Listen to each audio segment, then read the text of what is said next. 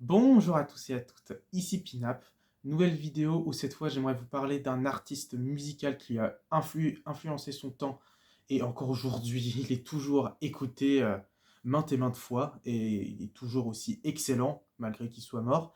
J'aimerais vous parler de Michael Jackson. Bon, déjà le nom dit tout en fait, cet artiste est une tuerie, hein. Il a révolutionné il a révolutionné la musique, la danse, les clips aussi, et donc le monde du cinéma. Cet artiste est une légende. Pour ma part, je le considère dans le top 5 des artistes les plus influents de l'histoire de la musique.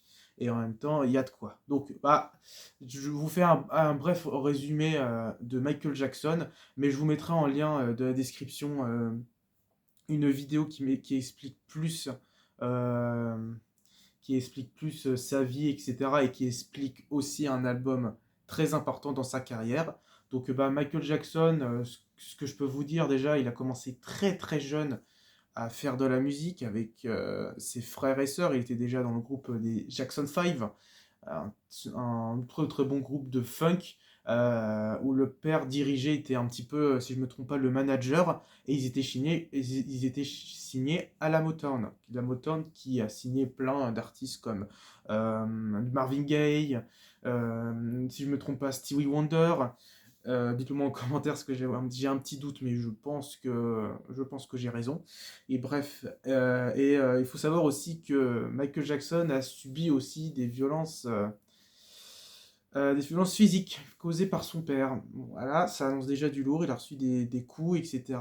C'est pas ouf. Mais voilà, déjà, depuis tout petit, il a eu quand même beaucoup de notoriété quand il était jeune parce que c'était beaucoup le plus aimé euh, dans l'industrie de la musique, dans les journaux, tout ça, mais c'était aussi le plus détesté dans sa famille, car il y a eu des moqueries, des choses comme ça quand il était jeune.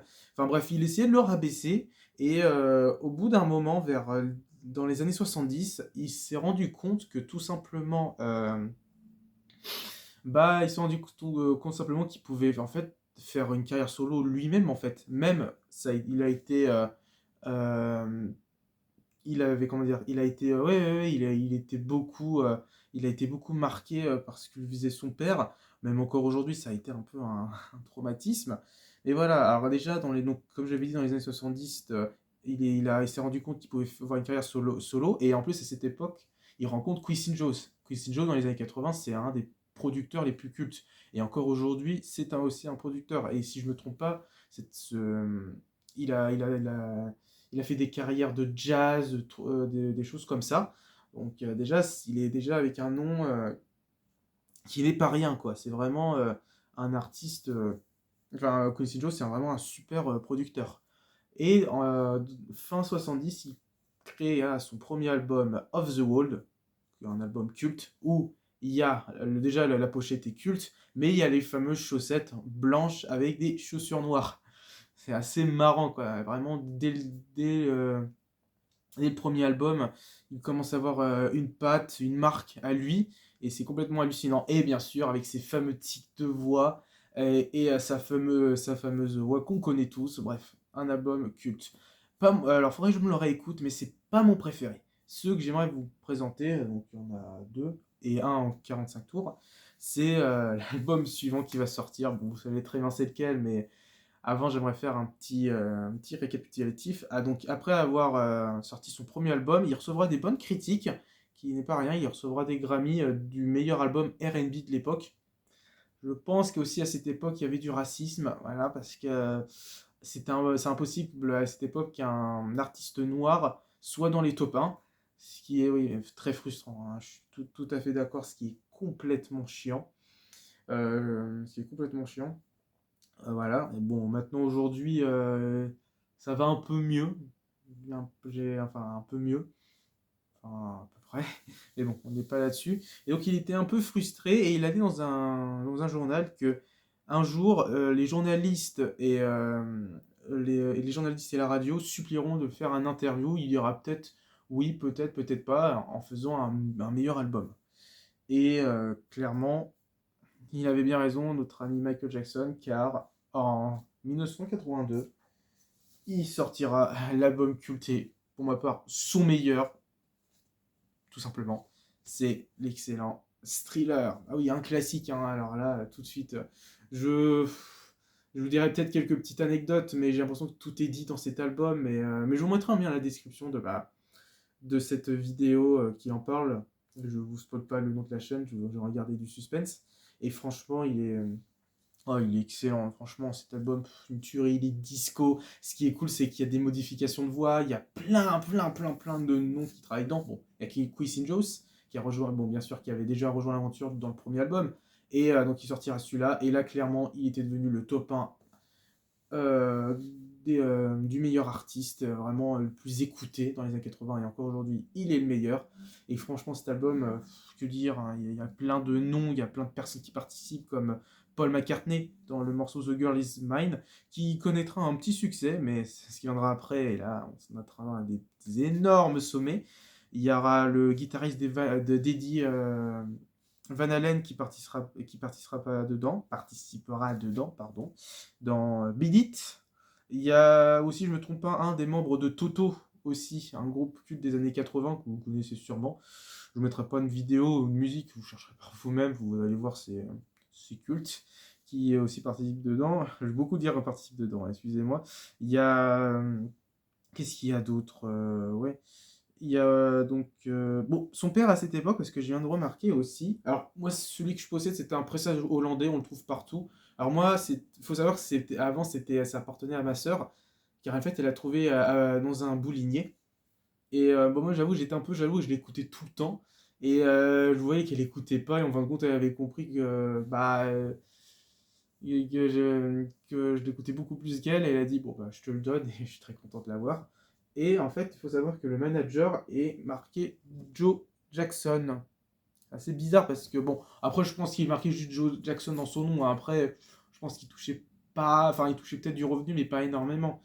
Donc, bien sûr, si cet album a été coproduit par Michael Jackson, enfin bref, c'est vraiment l'album de l'année. Et si je me trompe pas, MTV, dans cette époque, diffusera beaucoup le clip Thriller en boucle.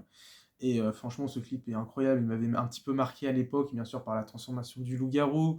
Il y a un espèce de zombie qui sort dans une plaque d'égout aussi qui m'a marqué. Et quoi d'autre? Non, je crois que c'est tout. Mais l'ambiance est bien retranscrite. Je trouve que pour vraiment ça, c'est vachement fort. Et en plus, celui qui a fait le clip et le maquillage des effets, le maquillage des zombies, du loup-garou, bah, c'est un réalisateur de film. Comme quoi, il a réalisé Le Loup de Londres, que j'ai pas vu, mais à ce qui paraît, c'est un film assez culte dans le film d'horreur, parce qu'il y a sa fameuse transformation, bon, que j'ai vue, mais j'ai pas vu le reste du film, qui est très très connu. Il y a notamment Vincent Price qui participe dans, bien sûr, le fameux clip, enfin le fameux morceau Thriller. Il fera la voix. Alors il faut savoir, d'après ma mère, elle m'a dit qu'il n'était pas d'accord. Il a dit, bon, clairement, ça va pas être culte, etc., etc., etc. Et clairement, encore aujourd'hui, c'est vraiment pour ma part, une des phrases narratives cultes dans la musique, hein. Ou sinon, je demande, même si parfois d'autres artistes comme Gorillaz s'est pas inspiré pour faire Fire Coming Out of the Monkey Head avec Dennis Hooper. Je sais pas. Et bien sûr, avec son fameux rire que beaucoup d'artistes de rap samplera. Je peux citer par exemple Large Professor. Bon, là, comme ça, qui me vient en tête, d'autres, je m'en rappelle plus très bien. Mais je sais qu'il y a Large Professor qui sample dedans. Bon, bien sûr, c'est un Getfall. Voilà, avec le fameux titre, le fameux petit tigre qu'on voit. Et il faut savoir que ce tigre, on le voit aussi dans le clip Billie Jean. C'est assez marrant, peut-être un petit clin d'œil. Très très cool, la bouche était vraiment stylée. Voilà, mon cet album, j'ai pas grand chose à dire, hein. Il est très très très très très connu. La soupe aux chètres ressemble à ça, c'est les paroles.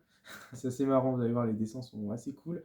Ça provient en fait du titre The Girl Is Mine, où on voit des deux côtés Michael et Paul McCartney en train de se tirer d'un côté, enfin de se battre pour avoir la fille, et même dans le morceau à la fin, ils disent ah, on va pas se battre, etc. C'est assez drôle. Bref, franchement, c'est un album culte. Le fameux titre Thriller avec ses télés où des espèces de fantômes, de loups-garous, de Frankenstein sort de la télé. On voit la petite amie de Michael Jackson dessiner complètement paniqué, lui essayer de le rassurer. Donc, tous les morceaux, voilà, cet album, il est culte, quoi. Et alors le label c'est Epic Records, alors que c'est le label pour ma part culte des années 80. Il y a plein d'artistes qui participent dedans. Il y a George Michael, Wham, Euh, Whitney Houston, non, si je crois Whitney Houston, Tina Turner, je crois, il y avait plein, énormément d'artistes de cette époque participent dedans, ou, ou presque, hein. Il y en a aussi d'autres qui participent dans d'autres labels, etc. Donc, le vinyle ressemble à ça.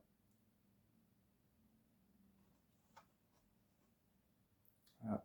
Culte, hein, c'est vraiment un album culte. Même les morceaux très peu connus, ils sont géniaux. Vraiment, ils sont géniaux. Bien sûr, les morceaux que je vous recommande, je vais vous dire ça tout de suite.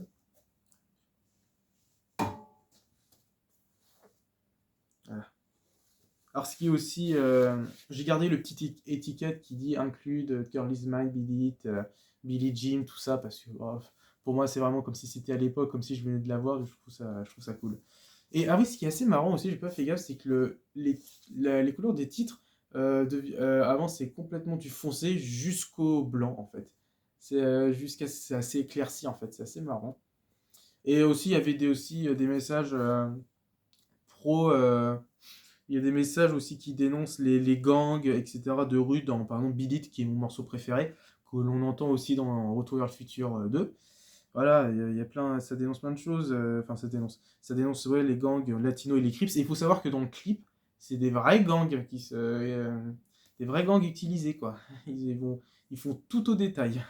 Donc les morceaux, je vous recommande. Alors 3, ça va pas être évident, mais pour ma part, j'ai ma petite idée.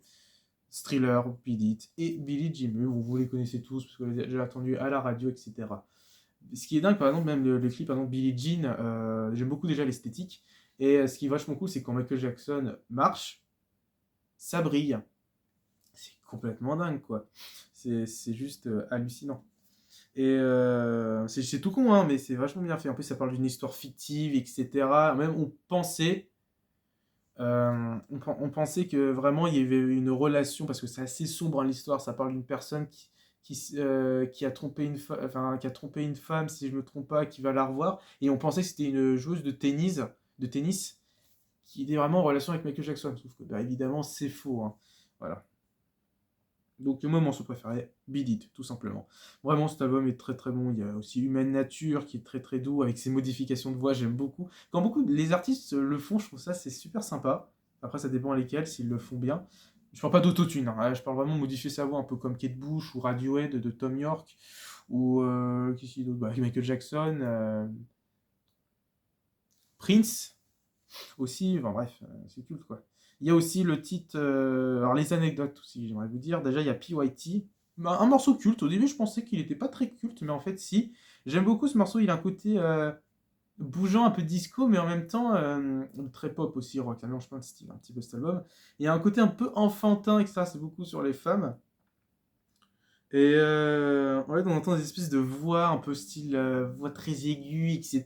Pitchée, c'est complètement dingue ce morceau. Il y a un côté un petit peu enfantin, je trouve, mais il est assez cool. Et il faut savoir que bon, aussi beaucoup d'artistes samplera ce morceau. Je peux citer par exemple Kanye West avec le morceau Good Life dans son album Graduation, sorti en 2007. Je vous mettrai en lien de la description le clip de Kanye West Good Life ou le morceau. Vous allez voir que vous allez reconnaître directement le titre. Et je peux citer aussi Justice qui s'est inspiré de ce morceau, le titre hein, de Pretty Good Thing. Ils se sont inspirés pour faire Dance, D-A-N-C-E. À ce qui paraît, c'est ça. Ils se sont inspirés de ce titre-là pour faire leur morceau Dance de leur premier album sorti en 2007. Voilà. Après, il y a des morceaux vraiment cool. Hein. Wanna Be Starting Something. Très très bougeant ce morceau, je le trouve excellent. Baby Be Man, que je trouve très pareil, bougeant, très très cool. En fait, quand vous écoutez cet album, clairement, si vous ne dansez pas dessus, vous êtes quelqu'un de bizarre. Parce que clairement, il y a toujours un. Tu bouges la tête, tu fais quelque chose, tu as envie de danser. Il y a aussi les fameuses chorégraphies dedans. Hein. Par exemple, je peux citer Thriller. En fait, c'est des chorégraphies que tout le monde peut faire. Ou dans Billie Jean, des trucs comme ça. Non, dans Beat It, pardon. Dans Beat It, des trucs comme ça. C'est complètement dingue. Bon, après, on sait aussi que Michael Jackson a aussi un côté très sombre. Mais bon, ça divise beaucoup les personnes, hein, parce que faut-il différencier l'homme de l'artiste. Car ouais, il a été accusé d'avoir abusé sexuellement d'un ou je crois de plusieurs enfants. Mais a priori, il y en a qui disent non, etc. Je sais pas. Après, je sais qu'il a été une enfance un peu assez traumatique et qu'il adorait les enfants. Voilà, ça interroge pour ma part. C'est pour ça que moi, j'achète surtout les albums qui sont sortis dans les années 80, parce qu'à cette époque, il le faisait pas. Et en fait, je me suis rendu compte que je me demandais pourquoi en fait il a fait une chirurgie esthétique. Bah, tout simplement, en fait, il avait des problèmes de peau. En fait, sa peau se blanchissait et il en avait marre. Du coup, il s'est décidé de refaire complètement la peau blanche, en fait. Voilà. Mais j'avoue que le résultat après est assez spécial, hein. Voilà, tout simplement. Donc voilà un album culte, hein. Donc mon titre préféré, Beat It, tout simplement excellent comme titre. Avec la guitare, tout ça, il est génial. Musique assez rock, quoi. Car oui, avant, à l'époque, le rock, c'était la musique pour les blanches. Et pour les personnes noires, c'est plus le trash disco, tout ça, en fait, à cette époque. Alors, le deuxième que je vais vous conseiller, qui va être assez rapide, c'est un EP. Enfin, c'est pas un EP, c'est un maxi 45 tours que ma grand-mère avait. Et je me suis dit, ah, est-ce que je peux avoir? De toute façon, elle faisait un petit peu, elle débarrassait des choses. Et elle m'a dit, ah oui, vas-y. Et donc, je possède, toujours dans ce thriller de Michael Jackson, ce petit EP, le thriller spécial Edit, où en fait, il y a des passages coupés, etc. Par exemple, on n'entend pas le fameux rire dans celui-là. C'est assez cool d'entendre la différence des deux. Bon, je préfère l'original d'entendre le fameux rire de Vincent Price, bon, qui m'a un peu terrifié quand j'étais petit, je l'avoue. Mais franchement, il est vachement bien. Voilà, un petit 45 tours assez sympathique. Si vous voyez, alors peut-être vous ne le voyez pas dans mes vidéos, mais je le mets, je l'affiche les 45 tours en fait. Bah, la preuve, je sais pas si vous voyez bien. Voilà, par exemple, ces deux-là, là, attendez, ces deux-là, là, bah je les affiche quoi. Je trouve que c'est mieux. Mais du coup, derrière ça ressemble à ça. Et il y a un morceau live, on va dire ça comme ça, du titre des Jackson 5, ou des Jackson tout court, parce que oui, il y a eu un autre groupe, où là, c'était Michael Jackson qui était pas encore dans la carrière, dans sa carrière solo, il était encore avec ses parents, je trouve qu'ils s'appelaient plus les Jackson 5, c'était les Jackson, c'est un autre groupe, où il y a le morceau Things I Do For You, que je trouve aussi très très bon et très très dansant. Donc, bah, un morceau que je vous recommande d'écouter, écoutez les deux tout simplement. Donc, voilà, ça ressemble à ça, le spécial edit, c'est bon, sympa à écouter, hein. Il fonctionne très très bien. Et là, Things I Do For You, qui provient de l'album sorti en 78, si je me trompe pas. Voilà. Donc, avant de conclure cette vidéo, déjà, j'aimerais vous remercier car j'ai vu que ma chaîne ouais, commence encore un petit peu à augmenter au nombre d'abonnés. Et n'hésitez pas à aller voir car j'ai fait mon premier live avec Stunt Rock Confusion. Très très content. C'était un super live. Franchement, je me suis bien amusé. C'était vraiment sympathique. C'était très intéressant ce qu'il disait. Vraiment, j'en referai des lives, hein. Alors, j'essaierai de vous avertir un petit peu plus avant, car je l'ai fait un petit peu à la dernière minute, car il y a quelques petites imperfections quand j'ai fait mon live, mais franchement, ça va, j'ai vu que ça plaisait pas mal, donc je suis assez content. Et j'ai vu que Monsieur Vinyle m'a fait un retour, je suis assez aussi, ça m'a un peu touché, je me suis dit, ah bah non, il fallait pas, il fallait pas Monsieur Vinyle. Et clairement, il est très très cool. Donc voilà, merci d'avoir regardé cette vidéo, n'hésitez pas à mettre un like, abonnez-vous, partagez. Merci à tous et écoutez du Michael Jackson car ça fait du bien. Allez, au revoir.